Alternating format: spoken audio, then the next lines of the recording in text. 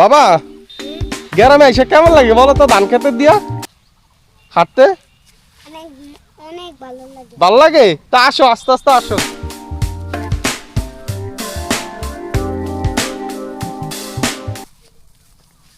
ভাল লাগে না? এরকম ধান খেত দেখছো কোনোদিন? আর না দেখো নাই? দেখছি কোনটে? তারাই কাজ করে। তাই? এগুলা ধান দেখছো কত সুন্দর ধান দিনাজপুরের? হ্যাঁ, অনেক সুন্দর ধান না? হ্যাঁ,